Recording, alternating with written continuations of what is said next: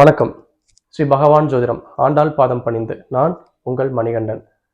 இன்னைக்கு பெரும்பாலும் ஜாதகம் பார்க்க வரவங்கள்ல அதிகமா கேட்கக்கூடிய கேள்விகள் திருமணம் சம்பந்தப்பட்ட பிரச்சனைகளுக்கு உண்டான கேள்விகள் தான். திருமணம் எப்போ ஆகும்? எனக்கு ஏன் திருமணம் ஆகாம இருக்கு? திருமணம் சம்பந்தப்பட்ட பிரச்சனைகளுக்கு என்ன காரணம்? என்னோட ஜாதகத்துல அந்த பிரச்சனைகள் இருக்கா? இல்ல திருமணம் ஏன் நடக்க மாட்டேங்குது? இந்த மாதிரியான கேள்விகள் நிறைய பேர் கேட்டுட்டு இருக்கீங்க இல்லைங்களா? இப்ப முதல்ல திருமணம் சம்பந்தப்பட்ட பிரச்சனைகளுக்கும் திருமணம் அந்த பாவகம் எந்த பாவகம் திருமணத்துக்கும் ஜாதகத்துக்கும் என்ன தொடர்பு இருக்கு அப்படிங்கிறத நீங்க ஒரு வரியில சொல்லுங்க அப்படின்னு சொல்லி ஒரு சிலர் கேட்டிருந்ததுனால ஒரே வார்த்தையில சொல்ல போகணும் அப்படின்னா அது முடியாது. இருந்தாலும் உங்களுக்காக நம்ம கொஞ்சம் தெளிவாகவும் விரிவாகவும் சொல்லணும் அப்படின்னு தான் இந்த மாதிரி ஒரு வீடியோ பண்ணிட்டு இருக்கோம். சரி, இப்ப திருமணம் ஏன் நடக்கல, எனக்கு என்ன காரணம், திருமணம் நடக்கிறதுக்கு நான் என்ன பண்ணணும் அப்படிங்கிறதுக்கு உண்டான கேள்விகளுக்கு பதிலா தெரிஞ்சுக்கலாம். அதாவது ஒரு ஜாதகத்துல 7ஆம் பாவகம், உங்களோட ஜாதகத்துல பாத்தீங்கன்னா 12 பாவகங்கள்ல 7வது பாவகம் தான் திருமணத்திற்கு உண்டான பாவகம். அதாவது கலஸ்திரஸ்தானம் நம்ம சொல்லுவோம். அப்ப அந்த கலஸ்திரஸ்தானம் 7ஆம் பாவகம் பாதிச்சிருக்கா? அதாவது 7ஆம் பாவகத்துல தீய கிரகங்கள் ஏதாவது இயற்கை சுபர்களாகவே இயற்கை தீயக்கோள்கள் மாதிரி தீயக்கோள்கள் சம்பந்தப்பட்டிருக்கான்னு பார்க்கணும். அப்ப 7ஆம் பாவகம் தீய கோள்களால பாதிக்கப்படாம இருந்தா அந்த பாவகம் பாதிக்கப்படலை. அந்த 7ஆம் பாவக அதிபதி தீய கிரகங்களோட சேர்ந்து எங்கேயாவது இருக்கா அப்படின்னு பார்க்கணும். அதுவும் பாதிக்காம இருந்தா பிரச்சனை இல்லை. அப்போ ஒருவேளை 6, 8, 12 மறைவு ஸ்தானங்கள்ல ஏதாவது இருந்தாலும் அந்த பாவக அதிபதி பாதிச்சிருக்கும். அப்போ 7ஆம் பாவகத்துல செவ்வாய் இந்த மாதிரியான பிரச்சனைகள், அதாவது செவ்வாய் இருந்தது அப்படின்னா அது செவ்வாய் தோஷம், அது ஒரு தனி சப்ஜெக்ட், அந்த மாதிரி பார்க்கணும். சரிங்களா? அப்ப 7ஆம் பாவகம் நமக்கு சுத்தமா இருந்ததுன்னா திருமணத்துல எந்த பிரச்சனைகளும் இல்லை. அப்ப 7ஆம் பாவகத்திற்கும் 7ஆம் பாவக அதிபதியும் ஏதாவது ஒரு சம்மந்தப்பட்டோ ஏதாவது தீய கிரகங்களோட சம்மந்தப்பட்டு இருந்தா மட்டும்தான் கலஸ்தரத்துக்கு உண்டான பிரச்சனைகள் நமக்கு அங்க ஆரம்பிக்கும். சரிங்க, எனக்கு அப்படிதான் எல்லாமே பிரச்சனைகள் இருக்கு. இப்ப எனக்கு 7ஆம் பாவகமும் கெட்டு போயிருக்குது, 7ஆம் பாவக அதிபதியும் கெட்டு போயிருக்குது. இப்ப நான் என்ன பண்றது? எனக்கு திருமணமே இல்லையா அப்படின்னு கேட்டீங்கன்னா கட்டாயம் அப்படி கிடையாதுங்க. அதாவது அந்த பாவகத்தினோட தன்மை, அந்த பாவகம் பலன் இல்லாம, அதாவது அதிக அளவுல வேலை செய்யாம இருக்கும். அப்ப அதை நம்ம வேலை செய்யணும். இப்போ நான் 7ஆம் பாவகத்தை எப்படி ஆக்டிவேட் பண்றதுங்க? எனக்கு இப்போ கல்யாணம் பார்த்தீங்கன்னா இப்போ எனக்கு ஆல்ரெடி 30 வயசுக்கு மேலே தாண்டி போயிட்டு இருக்குது. இதுக்கு மேலேயும் என்னால் வெயிட் பண்ண முடியல. ஜாதகம் கொடுத்தா அந்த பொருத்தம் இல்லை, இந்த பொருத்தம் இல்லைன்னு சொல்றாங்க. இல்லை நானே ஏதோ ஒரு முயற்சி எடுத்தாலும் அது தடையாவே போயிட்டு இருக்குது. நான் என்னதான் பண்றது? இதுக்கு மேலே எனக்கு கல்யாணமே இல்லையா, நான் சன்னியாசியாவே போயிட்டுமா அப்படின்னு நிறைய பேரும் கேட்டிருப்பாங்க. அப்போ அவங்க எல்லாருக்கும் தெரிஞ்சுக்க வேண்டிய ஒரே விஷயம், நீங்க ஒரு பாவகத்தை சரியான முறையில் இயக்கியிருந்தியா, அந்த பாவகத்தை சரியான முறையில் ஆக்டிவேட் செஞ்சிருந்தா கண்டிப்பா உங்களுக்கு லேட் ஆகாது. அதை முதல்ல நீங்க தெரிஞ்சுக்கணும். சரிங்க, எப்படி ஆக்டிவேட் பண்றது அதை முதல்ல சொல்லுங்க அப்படின்னு கண்டிப்பா நீங்க கேட்பீங்க. கண்டிப்பா ஒரு பாவகத்தை ஆக்டிவேட் செய்யணும்னா அது எந்த ஒரு பாவகத்தை ஆக்டிவேட் செஞ்சா இந்த பாவகம் வேலை செய்யணும்னு நீங்க தெரிஞ்சுக்கணும். அதாவது ஒரு பாவகத்தை அடுத்த கட்ட பரிணாமத்திற்கு எடுத்துக்கொண்டு போகக்கூடியது, ஒரு ஊக்குவிக்கக்கூடியது பாத்தீங்கன்னா 3, 11ஆம் பாவகம். அதாவது இப்போ 7வது பாவகத்தை ஆக்டிவேட் செய்யணும். 7வது பாவகத்தை ஆக்டிவேட் செய்யறதுக்கு 7ஆம் பாவகத்திலிருந்து 3வது பாவகமும் அதுல இருந்து 11ஆம் பாவகம். அப்போ 7ஆம் பாவகத்துக்கு 3, 11ஆம் பாவகத்தை நீங்க ஆக்டிவேட் செய்யணும். அந்த 3, 11ஆம் பாவகம் என்னன்னு பார்க்கணும். அந்த பாவகத்திற்கு உண்டான காரகத்துவம் என்ன, அந்த பாவகத்தை எப்படி ஆக்டிவேட் செய்யணும், என்னெல்லாம் செஞ்சா அது ஆக்டிவேட் ஆகும் அப்படிங்கிறத நீங்க முதல்ல தெரிஞ்சுக்கணும். அப்படி ஒருவேளை அதை செய்ய நீங்க கண்டிப்பா உங்களோட கலஸ்திரஸ்தானத்தில் இருக்கக்கூடிய இந்த பாவகம் கண்டிப்பா 100% ஆக்டிவேட் ஆகும். திருமணம் தடையில்லாம கண்டிப்பா ஆக்டிவேட் ஆகும், கண்டிப்பா நடக்கும். சரிங்களா? சரி, இப்போ இன்னொரு அடுத்த பிரச்சனை, கலஸ்திரஸ்தானத்துல இன்னொரு பிரச்சனை வருது. என்னன்னு கேட்டீங்கன்னா பொதுவாக செவ்வாய் தோஷம். செவ்வாய் தோஷம் அப்படின்னு சொல்லி இன்னைக்கு நிறைய பேர் பெரிய ஒரு பிரச்சனையா நம்ம பார்த்துட்டு இருக்கோம். அதாவது பாத்தீங்கன்னா ஒரு 30 வருஷத்துக்கு முன்னாடி எல்லாம் பாத்தீங்கன்னா செவ்வாய் தோஷம் அப்படிங்கிறதெல்லாம் பாத்தீங்கன்னா பயங்கரமான ஒரு பிரச்சனை. ஐயோ, செவ்வாய் தோஷம்னா அது பெரிய தோஷம், செவ்வாய் தோஷம் இருக்கிறவங்கள கல்யாணம் பண்ணோம்னா அவ்வளவுதான் அப்படி இப்படின்னு நிறைய பக்கம் கேள்விப்பட்டிருக்கோம். இன்னும் அந்த மாதிரியான நடைமுறைகள்ல நம்ம போய் பார்த்துட்டு தான் இருக்கும். அதாவது பொதுவா ஒரு தோஷம் அப்படின்னு இருக்குன்னா அந்த தோஷத்தினோட பிரச்சனை என்ன, அந்த தோஷம் என்ன காரணத்தினால சொன்னாங்கன்றதை நம்ம கொஞ்சம் ஆராய்ஞ்சு பார்க்கணும். இன்னைக்கு பொதுவா ஒருத்தர் சொல்றதை கேட்டுட்டு நம்ம 10ஓட 11 அதையும் ஆமான்னு சொல்லிட்டு போறதுல எந்த ஒரு நியாயமும் இருக்க போறது இல்லை. இனி வருங்காலம் கண்டிப்பா இந்த மாதிரி விஷயங்கள் கண்டிப்பா தெரிஞ்சுக்குவாங்க. அதுக்கப்புறம் கண்டிப்பா மாறும். அது என்ன காரணம் என்ன விஷயங்கிறத நான் கொஞ்சம் சொல்றேன், கேட்டுக்கோங்க. அதாவது பாத்தீங்கன்னா செவ்வாய் தோஷம் அப்படிங்கிறது பெரிய உயிரை எடுக்கக்கூடிய அளவுக்கு பெரிய பாதிப்பு கிடையாது.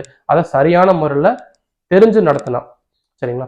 இப்போ செவ்வாய் வந்து 7 8ல இருக்கு. நான் வந்து என்ன பண்றதுங்க? எனக்கு செவ்வாய் இருக்கக்கூடிய ஜாதகம் தான் கல்யாணம் பண்ணணும்னு சொல்றாங்க.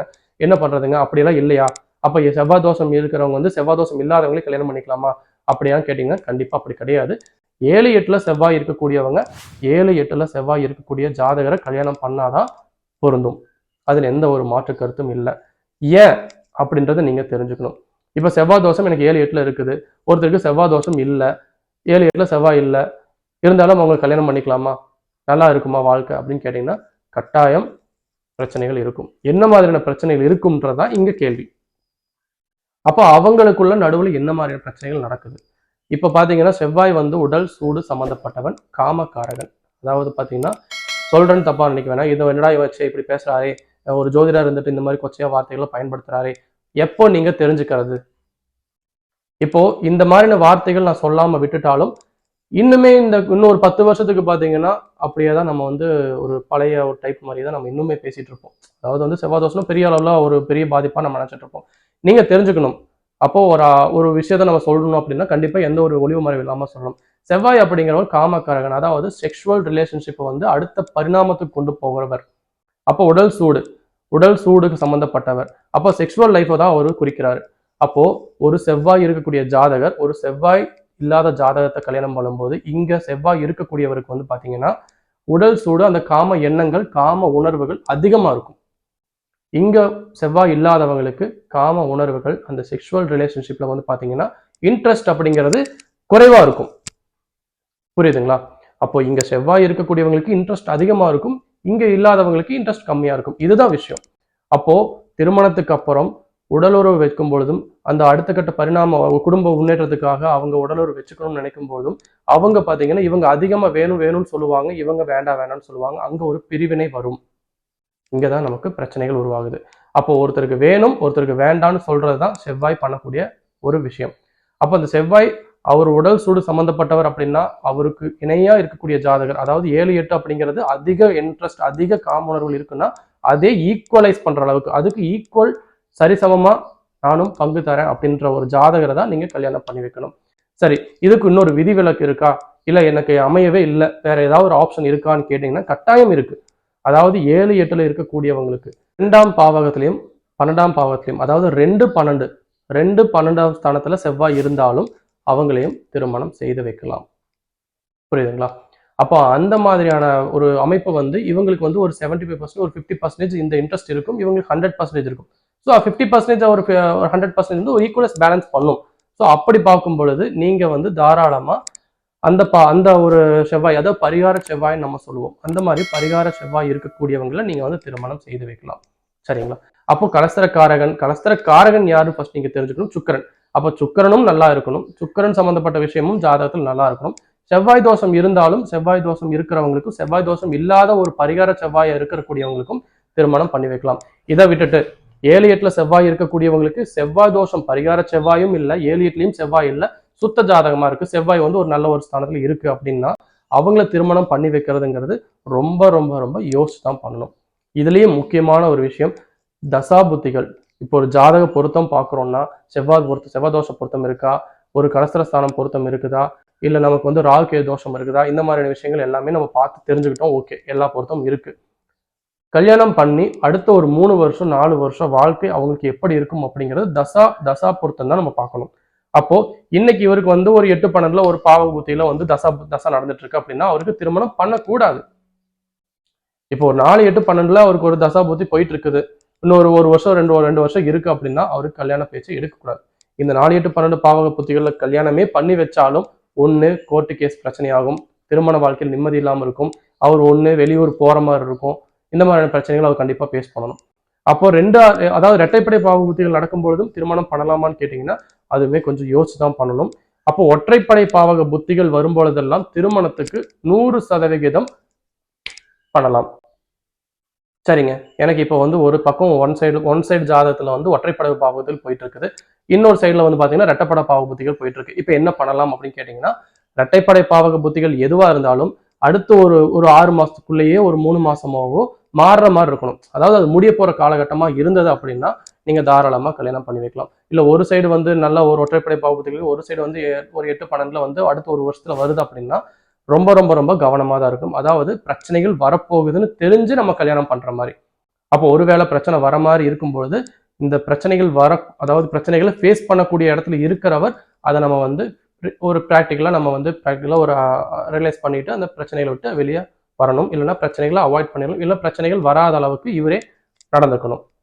புரியுதுங்களா? இவ்வளவுதான் விஷயம். அதாவது திருமணம் சம்பந்தப்பட்ட பிரச்சனைகள் எங்கெங்கெல்லாம் வருது, எந்தெந்த மாதிரி பிரச்சனைகள், கேள்விகள் என்னெல்லாம் இருக்கு அப்படிங்கிறத பொதுவாகவே நம்ம இதான் மேக்ஸிமம் இருக்கும் இந்த மாதிரி கேள்விகள். இதை தாண்டி வேற ஏதாவது கேள்விகள் இருந்தாலும் கமெண்ட்ல கேளுங்க. அது கூட பர்சனலாக வந்து என்னங்கிறத நான் எக்ஸ்பிளைன் பண்றேன். ஸோ ஒரு ஜாதகத்துல செவ்வாய் தோஷம் இருந்தால் என்ன பண்ணணும், ஒரு திருமணம் பாவகமே நடக்கல, திருமண பாவகமே ஆக்டிவேட் ஆகல, எப்படி ஆக்டிவேட் பண்றது, அதோட 3-11 பாவகத்தை நம்ம ஆக்டிவேட் பண்ணணும். சரி, அடுத்து ராகுகேதுனா எப்படி பண்ணலாம்? ராகுகேது இருக்கவங்களுக்கு ராகுகேது இருக்கக்கூடிய ஜாதகத்தை கல்யாணம் பண்ணணும். அதாவது பார்த்தீங்கன்னா இவருக்கு 2ல ராகுகேது இருக்குது, இவருக்கு 1ல ராகு இருக்கு அப்படின்னா என்ன பண்ணலாம்? எனக்கு வந்து அதாவது லக்னத்திலையும் 7லையும் ராகுகேது இருக்குங்க. இன்னொரு ஜாதகத்துல வந்து 2-8ல ராகுகேது இருக்குங்க. பண்ணலாமான்னு கேட்டீங்கன்னா பண்ணலாம், பிரச்சனை கிடையாது. அதாவது இவங்களுக்கு ராகு இருக்கக்கூடிய இடத்துல அந்த ஜாதகருக்கு கேது இருக்கணும். புரியுதுங்களா? அவங்களுக்கு கேது இருக்கக்கூடிய இடத்துல இவருக்கு ராகு இருக்கணும். அந்த மாதிரி இருந்தா நல்லா இருக்கும். அதாவது ஒரு பொருத்தம் நல்ல தசவித பொருத்தம் இருக்கும். ஸோ அந்த மாதிரியான பிரச்சனைகள் வந்து நீங்க வராத அளவுக்கும், இல்லை அந்த மாதிரி ஜாதகத்தை பொருத்தம் பார்க்கும்பொழுதும் அந்த மாதிரி கேள்விகளாம் நீங்க கேட்கலாம். இப்போ இந்த ராகு இங்க இருக்குங்க, இவங்களுக்கு இந்த ராகு இங்க இருக்கலாமா அப்படிங்கிற கேள்விகளாம் நீங்க கேட்கணும். கேட்டாதான் உங்களுக்கு இன்னொன்னா சரியான பதில்கள் கிடைக்கும். சரிங்களா? அதே மாதிரி பாத்தீங்கன்னா இவ்வளவுதான். இப்போ திருமண பாவகம், இந்த 7ஆம் பாவகத்தை சம்பந்தப்பட்ட விஷயங்கள், 7ஆம் பாவகத்துல என்னென்ன மாதிரி பிரச்சனைகள் வரும் அப்படிங்கிறத இதுதான். இதை தாண்டி வேற ஏதாவது உங்களுக்கு ஒரு சந்தேகம் இருந்தாலோ கண்டிப்பா நீங்க கமெண்ட்ல கேளுங்க, நான் அதுக்கு உண்டான பதில்கள் நான் சொல்றேன். சரி, வேற மறுபடியும் ஒரு நல்ல ஒரு வீடியோல இதே மாதிரியான வேற விஷயங்கள், அதாவது நல்ல ஒரு தகவல்கள், வேற எந்த மாதிரியான ஜாதகத்துல ஒரு சந்தேகங்கள் இருந்தாலும், இல்ல வேற எந்த மாதிரியான கேள்விகள் இருக்குதோ, இல்ல என்னென்ன செய்யலாம், ஒரு ஜாதக பரிகாரங்களா இருக்கட்டும், வாழ்வியல் பரிகாரங்களா இருக்கட்டும், எல்லாத்தையுமே நம்ம தொடர்ந்து வீடியோவா போட போறோம். அதெல்லாம் நீங்க கண்டிப்பா தெரிஞ்சுக்கணும்னு நினைச்சீங்கன்னா நம்ம சேனலை மறக்காம சப்ஸ்கிரைப் பண்ணிக்கோங்க. நான் போடுற வீடியோ ரெகுலரா உங்களுக்கு நோட்டிபிகேஷனா வந்து ஒரு இன்ஃபர்மேஷனை கொடுக்கணும்னு நினைச்சீங்கன்னா சப்ஸ்கிரைப் பண்ணிட்டு பக்கத்துல ஒரு பெல் ஐக்கான் இருக்கும், அதையும் நீங்க கிளிக் பண்ணி வச்சுக்கோங்க. அப்பதான் உங்களுக்கு நோட்டிபிகேஷன் ரெகுலரா வந்து சேரும். சரி, மேலும் இதே மாதிரி ஒரு நல்ல தகவல்களோட மீண்டும் இன்னொரு வீடியோல உங்களை வந்து சந்திக்கிறேன். நான் உங்கள் ஜோதிடர் மணிகண்டன். நன்றி.